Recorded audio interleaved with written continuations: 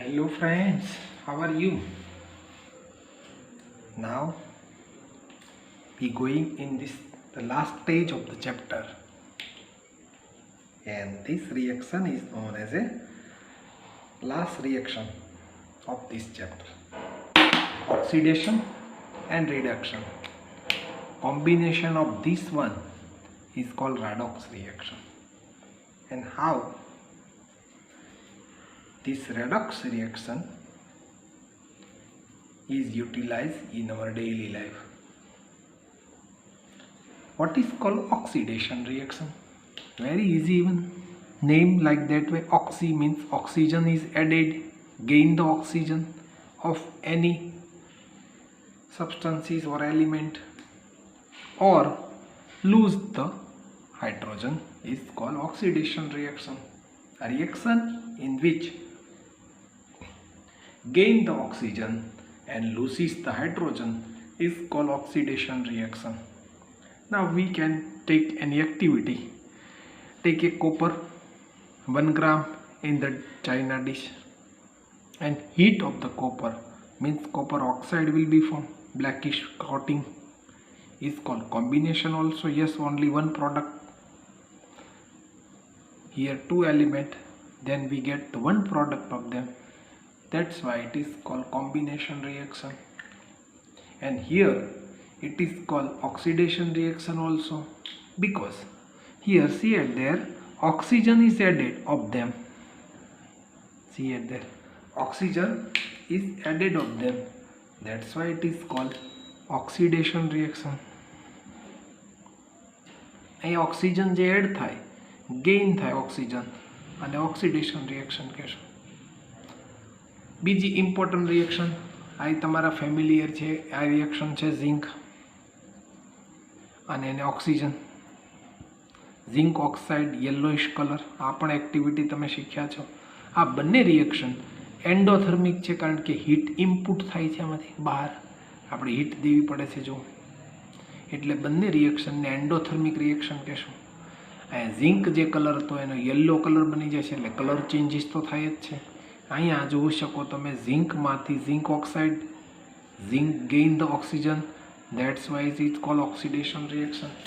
And here hydrogen sulfide plus chlorine means hydrochloric acid will be formed, sulfur is released. Here also see it there, this one, in this case see it there, no oxygen, see it there. Oh, that's why here lose the hydrogen, see it there, lost the hydrogen. That's why it is called also oxidation reaction. જો અહીંયા બે જોઈ તમે reaction કે બંનેમાં oxygen add થાય છે, પણ હવે એવી એક વેરાયટીવાળી નવી રિએક્શન જોવા જઈએ છીએ. જો અહીંયા હાઇડ્રોજન લૂઝ થાય છે, નો ઓક્સિજન એડ ધેર, એટલે આમાં કન્ફ્યુઝન થવાય, આમાં ઓક્સિડેશન ક્યાં છે સર? જો આ રિએક્શન બહારથી લાવ્યો છું હું, કારણ કે લોસ્ટ હાઇડ્રોજન છે. એટલે જો બધી રિએક્શનો અમુક વખત તમે ખોટું ક્રેમિંગ કરી ગ્રોખી નાખીને બધું oxygen gain, oxidation, loss hydrogen બે છે, ધ્યાન રાખજો ડેફિનેશનમાં, લોસ ધ હાઇડ્રોજન. એવી જ રીતે અહીંયા તમે ચેક કરો, આમાં પણ એવું જ બને છે. હાઇડ્રોજન ક્લોરાઇડ છે, હાઇડ્રોજન ક્લોરાઇડમાંથી જો હાઇડ્રોજનમાંથી ક્લોરિન છે, એટલે ઓક્સિડેશન. એટલે ક્યારેક લોસ ધ હાઇડ્રોજન હોય તો પણ એને ઓક્સિડેશન કહેશું. એટલે gain the oxygen or loss the hydrogen is called oxidation reaction. Second reaction જોઈએ, બહુ ઇઝી છે. આના કરતાં ઓપોઝિટ રિએક્શન છે, નામ છે reduction reaction. Element or compound gain the hydrogen, element or compound loss the oxygen is called reduction reaction. Like that way copper oxide, hydrogen, water, અને copper brownish કલરનો કોપર બની જાય, બ્લેકિશમાંથી બ્રાઉનિશ કલર બની જાય. See at there, this one add the hydrogen or the removing hydrogen, here there lost the oxygen, therefore it is called also, here see it there, this reaction lost the oxygen, therefore it is called reduction reaction. Same one, very important reaction, hydrogen, chlorine, hydrogen chloride will be formed. See it there. This reaction also gain the hydrogen. Gain the hydrogen one is called reduction reaction. Gain the hydrogen. जो hydrogen आમાં add થશે એટલે આને reduction reaction કહેશું. અને redox reaction in which red means reduction, OX means oxidation. Reduction plus oxidation is called redox reaction. In this reaction, redox reaction, reduction and oxidation, both reaction occur simultaneously occur in the reaction is called redox reaction. Hydrogen sulfide plus chlorine, hydrogen chloride plus sulfur, it is redox reaction. Yes, because see it there, this one gain the hydrogen, therefore reduction. Here see it there, lost the hydrogen, therefore it is called oxidation. Here occur both one, oxidation and reduction, that's why it is called redox reaction. In this case also, copper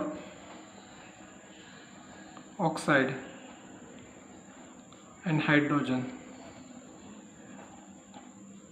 water and copper. Copper oxide, see it there, copper, and then oxygen is lost. Oxygen is lost. Lost the oxygen is called redox reaction. And see it there, gain the oxygen, therefore it is called oxidation reaction. That's why this whole reaction is known as a redox reaction. કેટલું બધું સરળ છે મિત્રો, જોયું? તમે નામને જુદું પાડી દો, રીડ અને ઓક્સિજન, રેડોક્સ રિએક્શન. પણ તમારે ઓળખતા શીખવાનું છે કોનું રિડક્શન થાય છે અને કોનું ઓક્સિડેશન થાય છે. ઓકે, હજી એક રિએક્શન જોઈ, લેડ ઓક્સાઇડ અને કાર્બન. અહીંયા લેડ અને કાર્બન મોનોક્સાઇડ બને. See it there, whenever lead oxide react with carbon, see it there, then oxygen gain, see it there, oxygen gain oxygen means oxidation. Here see it there, lost the oxygen, that's why it is called redox reaction. Reduction, that's why it's called redox reaction. Same one, manganese oxide, dioxide react with diluted HCl. जो metallic oxide છે, અહીંયા manganese oxide છે, manganese chloride will be formed. See it there, this reaction also gain lose the hydrogen, that's why it is called oxidation reaction. Here lose the oxygen, that's why it is called redox reaction. This whole one is called redox reaction. Here MnO2 is reduced by MnCl2. Activity એક છે તમારી પાસે કે મેગ્નેશિયમની ribbon કેટલી બધી વાર reaction આવી, કેટલી બધી વાર આ એક્સપેરિમેન્ટ આપણે કર્યો કે મેગ્નેશિયમની રિબીનને જ્યારે આપણે બંધ કરીએ અને મેગ્નેશિયમ ઓક્સાઇડ બને છે, એટલે આપણે એને બેલેન્સ કરીએ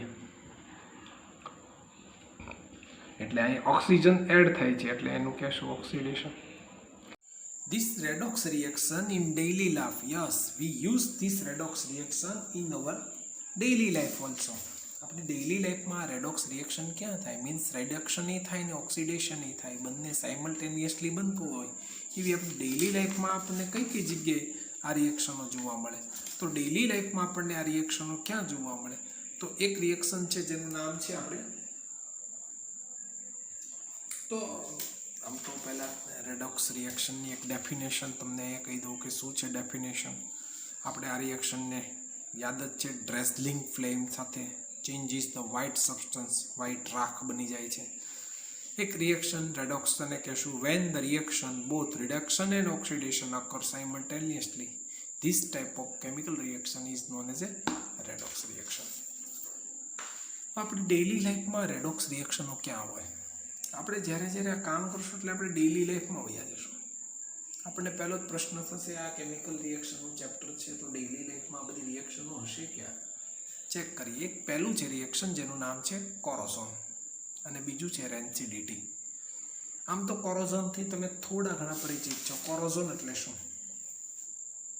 એવરીડે લાઈફમાં આપણને ક્યાં ક્યાં જોવા મળે? તો કોરોઝન એક પ્રોસેસ છે કે metal are eaten gradually by the action of air, કેટલીક એર આવી જાય, અને મેટલ આર્ટિકલ્સ છે ઈટિંગ થાય એટલે એનું ખવાઈ જાય મેટલ આર્ટિકલ્સ.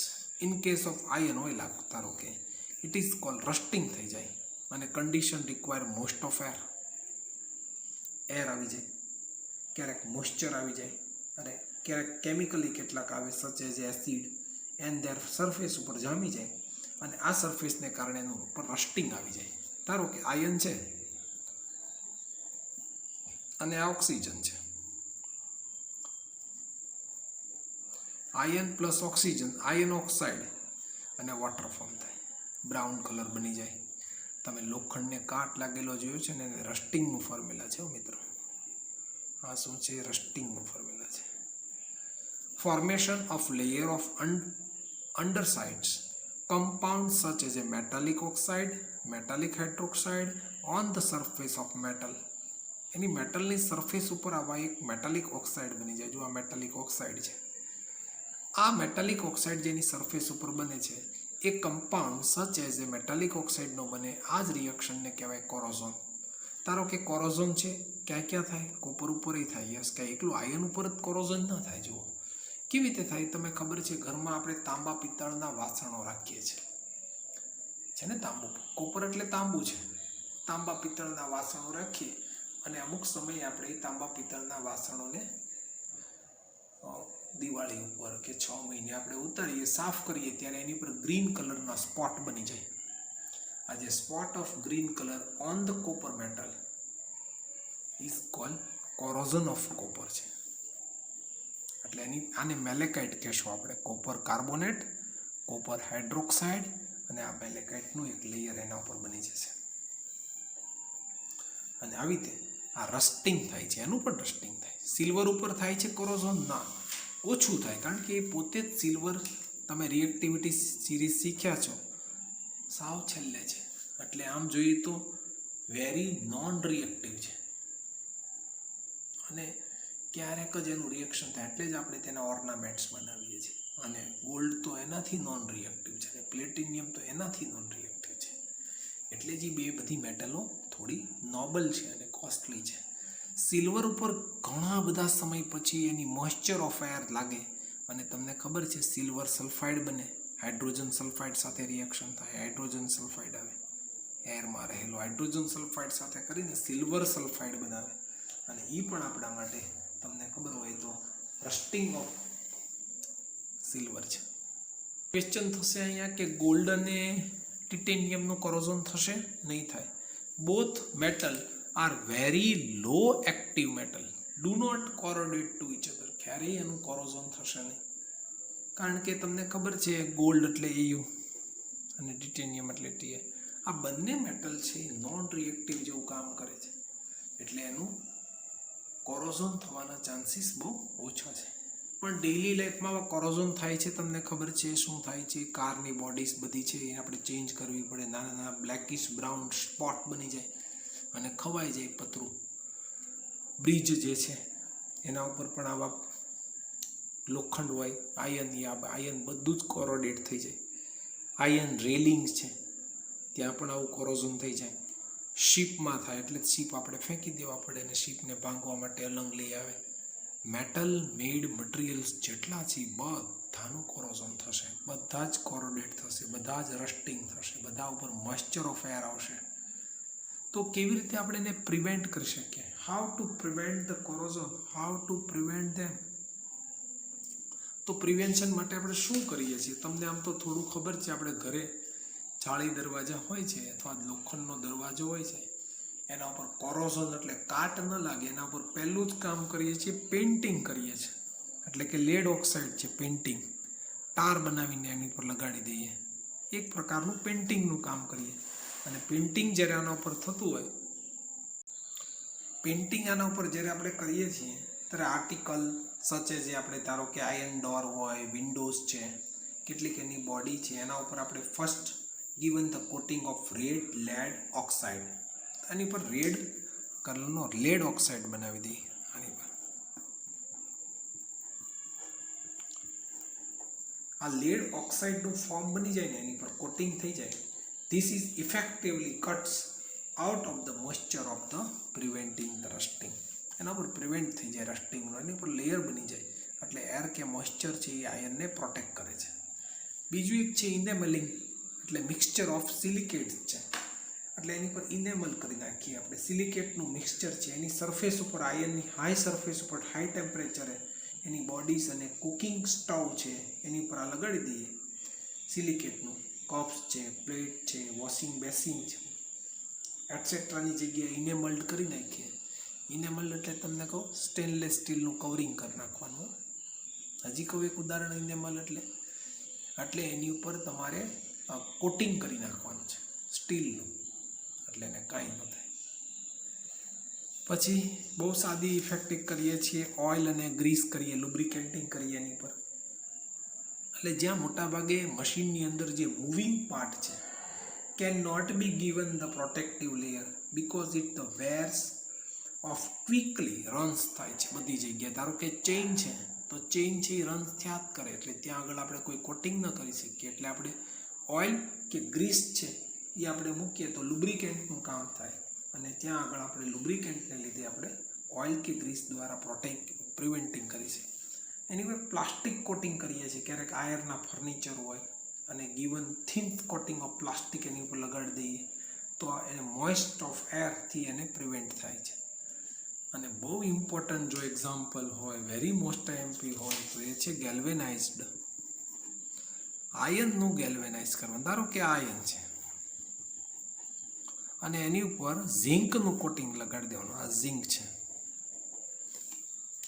અને તમે રિએક્ટિવિટી સિરીઝમાં જોયું છે ઝિંક આની ઉપર છે, એટલે ઝિંક મોઇસ્ચર ઓફ એર છે ને ઓક્સિજન, એ ઝિંક સાથે રિએક્શન કરીને ZNO બનાવશે, અને ZNO છે ધીમે ધીમે ખવાતું જશે અને આને આયનને પ્રિવેન્ટ કરશે. એટલે આયનનું રસ્ટિંગથી પ્રિવેન્ટ થશે. આ રિએક્શન છે આખી, અને ગેલ્વેનાઇઝેશન કહેવાય છે. અને આ એમ કહીએ કે આયનનું ગેલ્વેનાઇઝિંગ થયું છે. પછી એક બીજું છે બાય ટાઇનિંગ, એટલે iron sheets are dipped in the molten tin. Tin એટલે સ્ટેનલેસ સ્ટીલ છે, tin. And then the passed through the hot and heavy rollers when the tin forms a protective layer of one ion. એટલે ટીનિંગનો મતલબ છે protecting layer of tin on iron. Iron ઉપર એક protecting layer લગાડી દઈએ એટલે આપણને ટાઇનિંગ થઈ જાય એની ઉપર, અને ટાઇનિંગ થઈ અને આપણને આયન છે એનું પ્રોટેક્શન થઈ જાય. બીજું છે એલોઇસ. બહુ ઇમ્પોર્ટન્ટ છે એલોઇસ, પણ તમને આવડવું જ જોઈએ. કેટલી બધી એલોઇસ છે આપણી પાસે કામ કરે છે. જેમ કે આપણે સ્ટેનલેસ સ્ટીલ આપણા ઘરમાં જે વાપરીએ છીએ એ 12 to 20% ક્રોમિયમ છે, અને બીજું આયન છે, આ બધું, અને કાર્બન છે. આ બધું જ ભેગું થઈ અને એક સ્પેશિયલ ટાઈપનું સ્ટેનલેસ સ્ટીલ આપણે બનાવીએ છીએ. તમને ખબર છે આપણા ઘરે જે વાસણો છે એ શેના છે? ક્રોમિયમ છે, એમાં પ્લસ કાર્બન છે અને પ્લસ આયન છે. આ બધું જ ભેગું થઈ અને સ્ટેનલેસ સ્ટીલ બની જાય છે. બહુ ઇમ્પોર્ટન્ટ છે. જો આ રીતે આયનનું પ્રોટેક્ટિંગ કરે છે, કારણ કે એમાં ક્રોમિયમ ને કાર્બન એડ થઈ જાય એટલે એલોઈંગ થાય. ક્રોમિયમ Fe SS ને કાર્બન થોડો એડ કરીએ. બીજું ઇલેક્ટ્રોલાઇટિંગથી પણ એની પર પ્લેટિંગ થાય છે. યસ, ઇલેક્ટ્રોલાઇટિંગ કરી નાખવાનું.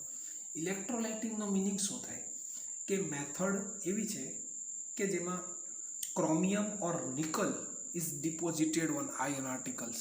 એટલે આપણે ઇલેક્ટ્રોપ્લેટિંગનો મતલબ થાય છે કે ક્રોમિયમ લેવાનું કા nickel, protecting on iron article. આ પ્રોટેક્ટિંગ ઓન આયન આર્ટિકલ થાય એટલે એને કહેવાય ઇલેક્ટ્રોપ્લેટિંગ.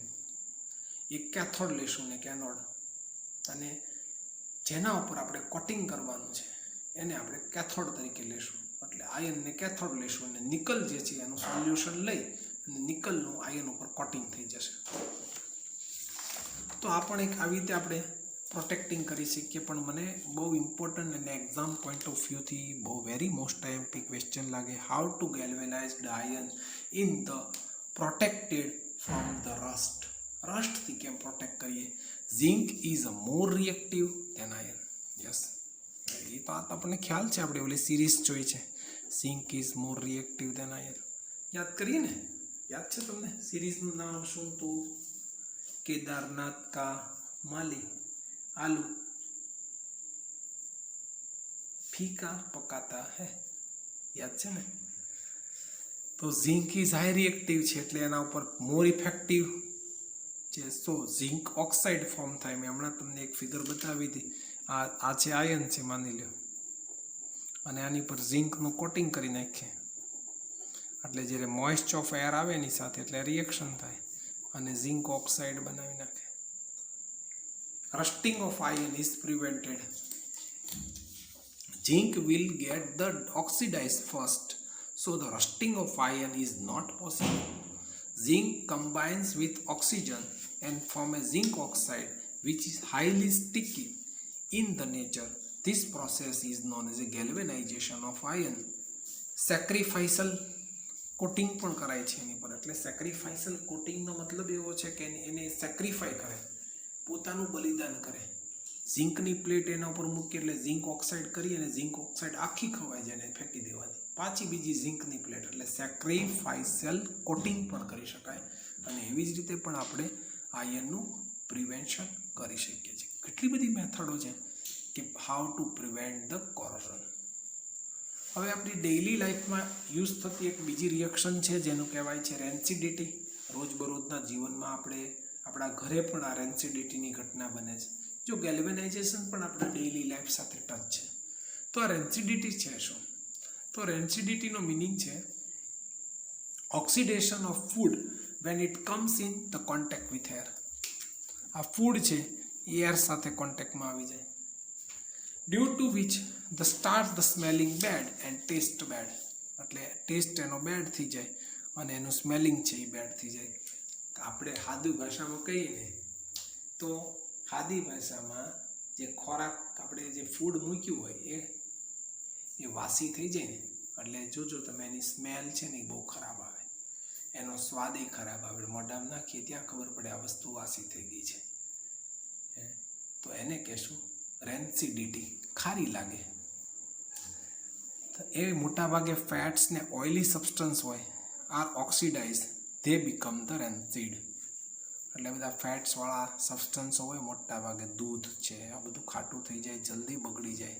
દૂધની આઈટમો જો જલ્દી બગડી જાય. ઉનાળામાં આ પ્રશ્ન ઊભો થાય અને એને લીધે કેટલી બધી સાઈડ ઇફેક્ટો આપણે થાય. એટલે વાસી ખોરાક ખાવો ન જોઈએ. Fresh food first. Okay, it is natural food. Fresh food is called natural food. Condition, શું કન્ડિશન છે જેને કારણે આ રેન્સિડિટી બને છે? તો પહેલી જ કન્ડિશન છે કે usually substance with the cooked food gets rancid if keep at a room temperature, એટલે 25 ડિગ્રી સેલ્સિયસ ફોર 24 અવર્સ. સમજાણો? કોઈ વસ્તુને એક દિવસ રાખી મૂકીએ ને રૂમ ટેમ્પરેચર, જો ફ્રીજમાં રાખો તો ખારી ન થાય, એટલે કે બગડે નહીં, વાસી ન થાય, રેન્સિડ ન બને, એનો ટેસ્ટ કે સ્મેલ ન બદલાય.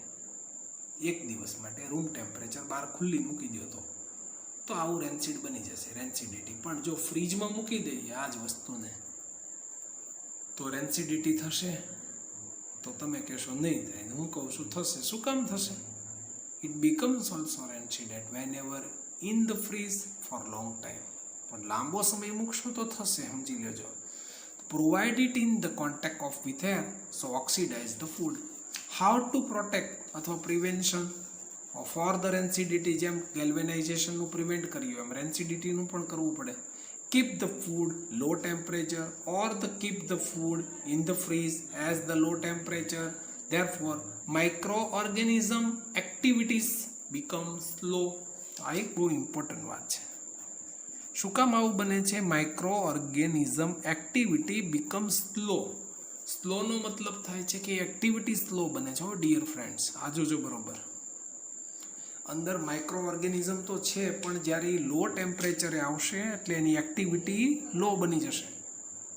હવે ફ્રીજમાં હું મૂકી દઉં એટલે એમનો મન તક એક્ટિવિટી બંધ થઈ ગઈ. માઇક્રો ઓર્ગેનિઝમ એક્ટિવ છે જ તે ત્યાં પણ સ્લો છે. એટલે લાંબો સમય રહે તો એની એક્ટિવિટી એડ થતી જાય એટલે લાંબા સમય ફ્રીજમાં રાખો તોય ખરાબ થઈ જાય. એટલા માટે કહીએ છીએ કે માઇક્રો ઓર્ગેનિઝમ ત્યાં એક્ટિવ નથી એવું ન કહેતા, નોન એક્ટિવ નથી, પણ એની એક્ટિવિટી બીકમ સ્લો થઈ જાય છે. તો એના માટે શું કરવું પડે? તો કે એના માટે આપણે adding the preservative substance is called antioxidant substance લાખવું પડે. જેમ કે flush bags of the chips with the gas like aluminium બેગમાં આપણે ભરીએ છીએ, અને ડ્રાય નાઇટ્રોજન એમની અંદર ફિલ્ડ કરેલો હોય છે, એટલે લાંબા સમય માટે ચિપ્સ છે, કોલ્ડ ડ્રિંક્સ છે, બધું સારું રહે છે. એલ્યુમિનિયમ બેગ્સમાં ભરેલું હોય જો, પણ ખવાઈએ હવે તમે કહો છો અંદર આ બધા ઓક્સિડાઇઝિંગ એન્ટીઓક્સિડન્ટ સબસ્ટન્સ છે, પણ માઇક્રો ઓર્ગેનિઝમ તો થોડા માઇક્રો લેવલે એની સ્લો પ્રોસેસ કરતા હોય. એટલે મારી સલાહ છે, fresh food is the natural food. કોઈ દિવસ લાંબો સમય રહેલી વસ્તુ છે ને ખરાબ થઈ જાય, અને એવી વસ્તુ કોઈ દી પેકિંગવાળી વસ્તુ બને ત્યાં સુધી ઓછી ખાવી જોઈએ. જેમ કે બિસ્કિટ, તમે પેકિંગવાળા છે, કેટલા બધા પેકિંગ ને કેટલા બધા દિવસોથી પેક કરેલું છે. હવે તમે એને ખાશો તો શું થાય? કારણ કે અંદર છે antioxidant substance. I agree with you, પણ તકલીફ છે માઇક્રો ઓર્ગેનિઝમ એક્ટિવિટી તો સ્લો થાય જ છે અંદર. એટલે બને ત્યાં સુધી ફ્રેશ ફૂડ ખાજો. કોઈ દિવસ પેકિંગવાળા ફૂડને એવોઇડ કરવાનું છે. ઓકે, હવે જુઓ આ ચેપ્ટર તો અહીં આપણે ફિનિશ કર્યો છે, પણ એના થોડાક વોટ્સ પ્રકારના MCQ છે, મારે તમારી પાસેથી એના સોલ્યુશન જોઈએ છે. તો કેટલાક વોટ્સ MCQ છે, જો 1 2 3 4 6 7 8, તો આ 8 MCQ છે, એના સોલ્યુશન તમારે હોમવર્કમાં કરવાના છે. ઓકે, હજી પણ તમને આપું છું આની સાથે બીજા કેટલાક સોલ્યુશન MCQ છે. બીજા કેટલાક MCQ છે 9 થી સ્ટાર્ટ કરીને 16 સુધીના MCQના આન્સર તમારે મને વોટ્સઅપમાં રિપ્લાય કરવાના છે. બીજું, હોમવર્કની અંદર અત્યાર સુધી આપણે જે કંઈ કામ કર્યું છે, ધારો કે જેટલા ટોપિક લીધા, જેટલી શોર્ટ નોટ લીધી છે, અને જેટલી એક્ટિવિટી કરી છે આ લેસનની, આ બધી જ activity with 3 steps method, observation અને કન્ક્લુઝન અને કેમિકલ રિએક્શન, એટલે જેટલી જ એક્ટિવિટી આ લેસનની અંદર આપણે કરી છે બધી જ એક્ટિવિટી પણ મને તમારે હોમવર્કની અંદર 1 ટાઈમ લખીને આપવાનું છે. મારા સ્ટેપ સમજો ડિયર ફ્રેન્ડ્સ. જ્યારે કોઈ એક્સપેરિમેન્ટ કે એક્ટિવિટી કરતા હો ત્યારે એના 3 સ્ટેપ ડિવાઈડ કરજો: મેથડ, ઓબ્ઝર્વેશન અને કન્ક્લુઝન એટલે કેમિકલ રિએક્શન. બીજા નંબરનું આ 16 MCQ તમારે કરવાના છે હોમવર્કની અંદર. એ થઈ જાય પછી તમારે આજે જેટલા ટાઈપ ઓફ કેમિકલ રિએક્શનની જેટલી તમે ડિસ્કશન કરી છે, 5 ટાઈપ્સ ઓફ કેમિકલ રિએક્શન, એ બધા જ ટાઈપના કેમિકલ રિએક્શન અને રિએક્શનના એક example. 4th number point corrosion અને રેન્સિડિટી, આની શોર્ટ નોટ. એટલે 4 ટાઈપનું 4 પોઈન્ટ ઓફ વ્યૂથી મેં હોમવર્ક આપ્યું છે. Once again I repeat it. First number, all activities in the lesson given in the your NCERT textbook. Second number, 16 MCQ, this 16 MCQ. Third number, type of chemical reaction, define it with the chemical reaction or example. And fourth number, the redox reaction in our daily life or corrosion or acidity. આની short note. Okay, 4 point of વ્યૂનું homework તમારે થઈ જાય. એટલે સરસ મજાની PDF click કરી અને મને વોટ્સઅપ કરવાનો છે. PDF ક્લિક કરો ત્યારે જરાક ફોટોગ્રાફ સારો આવે, એ રીતે જરાક બ્લર ન થઈ જાય ફોટોગ્રાફ, એનું ધ્યાન રાખશો. ઓકે ડિયર ફ્રેન્ડ્સ, ખૂબ મજા આવી છે. દરેક ચેપ્ટર આવી રીતે આપણે શીખવાના છે. દરેક ચેપ્ટરમાં બધી જ એક્ટિવિટી સાથે એના કન્ક્લુઝન સાથે NCERT ટેક્સ્ટબુકની ડિટેલ શીખવાની છે.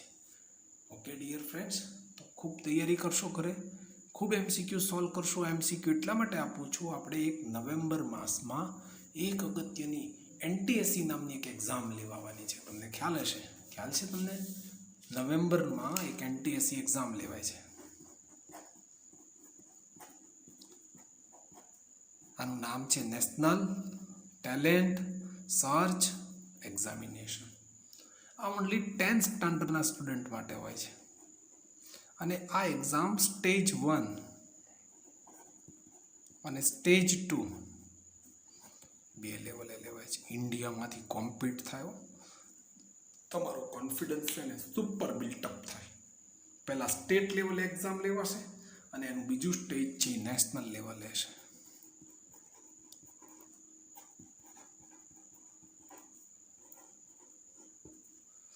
આ બંને એક્ઝામ વેરી મોસ્ટ ઇમ્પોર્ટન્ટ છે. એટલે એક જ એક્ઝામ છે, પહેલાં એના બે સ્ટેજ. પહેલું સ્ટેજ ક્લિયર કરો એટલે બીજું સ્ટેજ આવશે, અને બીજું સ્ટેજ ક્લિયર કરો ને ડિયર ફ્રેન્ડ્સ, તમે કેમ JEE નીટ ક્લિયર કરો છો એટલો તમારો કોન્ફિડન્સ સુપર બિલ્ડઅપ થશે. એટલી મોસ્ટ ઇમ્પોર્ટન્ટ એક્ઝામ છે.